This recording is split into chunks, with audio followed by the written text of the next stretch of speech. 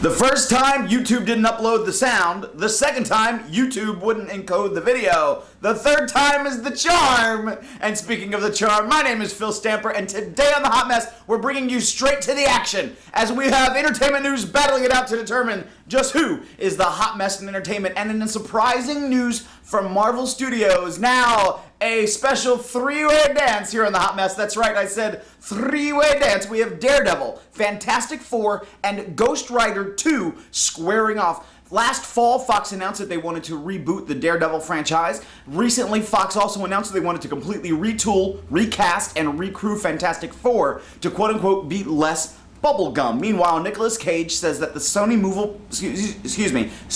Marvel project is looking for a screenwriter to add more of a horror element. So who would walk away a victor in this three-way dance between these comic titans? My pick is going to be Daredevil. I think he has more of a mainstream appeal. I think his kind of a story could appeal to a fan of like a Batman series. But he's still the story of an underdog, and despite having the echolocation vision, he's more or less still human. Meanwhile, Ghost Rider 2, of course, definitely has a following. I just don't think it would have the mainstream appeal. But I think bringing in horror is going to be a very, very strong component and will actually outshine whatever Fantastic Four could muster up. I have nothing against Fantastic Four, but this is still the first family of comics you're talking about.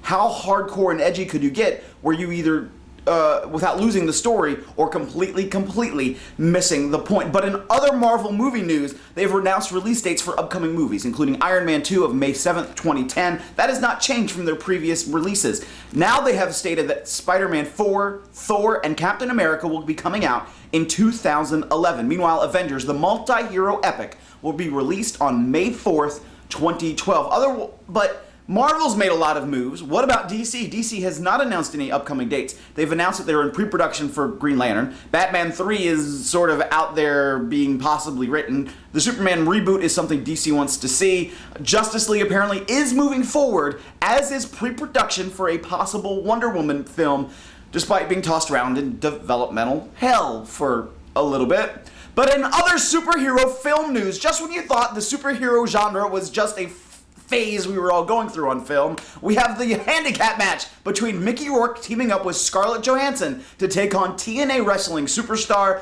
Matt Morgan. So what's going on here? Mickey Rourke and Scarlett Johansson have confirmed for Iron Man 2 to play the roles of Whiplash and the Black Widow. Meanwhile, TNA wrestling superstar Matt Morgan has signed on to be the next Doomsday in the next season of Smallville. Apparently they're going to do some storyline cast changes. So who would be the hot mess in this handicap encounter? Unfortunately, I'm going to have to go, even though he could, pulverize me, I'm going to have to go with Matt Morgan, and this is the reasoning. It's still Doomsday. You're going to be under gray skin, bone spikes, and red eyes. And even though I like how Smallville has addressed Doomsday so far, they've kind of hidden him in shadows and did the whole Cloverfield-esque release to him.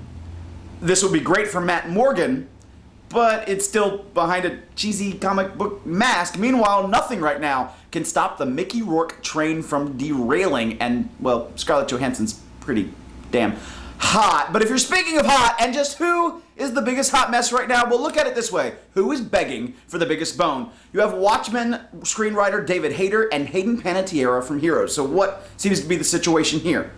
Watchmen screenwriter David Hayter wrote to Hardcore Nerdity, begging fans to come see Watchmen for a second time so that the film can turn a profit. Meanwhile, rumors are stating that Hayden Panettiere wants Milo Ventimiglia, who plays Peter Petrelli in Heroes, to be released from the show, and apparently other sources are saying that she's even refusing to appear on set if he is anywhere nearby. So who would be the hot mess in this situation?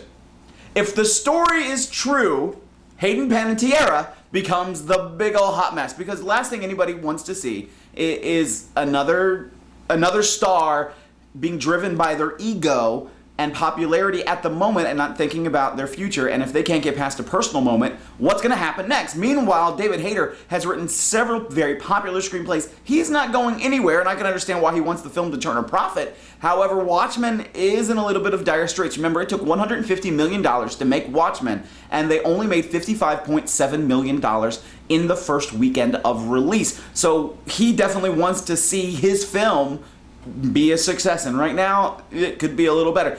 That's not all this week though for the hot mess, because I also want to get your input, your feedback, and see what you think. Right now is the battle of the online entities wage. We have MySpace and Facebook trying to battle out for the number one mainstream social networking. You have Twitter going up against Facebook for status messaging. You have YouTube, Break, and Vimeo all trying to thrive on user-submitted content, but YouTube's view counter seems to be off. There's been a lot of issues with uploading lately. Break.com is trying to target more of a college student audience with the shock factor kind of value. And Vimeo is really pushing that, hey, you can upload HD videos, while meanwhile YouTube seems to be having some issues. At the same time, Facebook and MySpace both have applications that allow you to add videos straight to their content.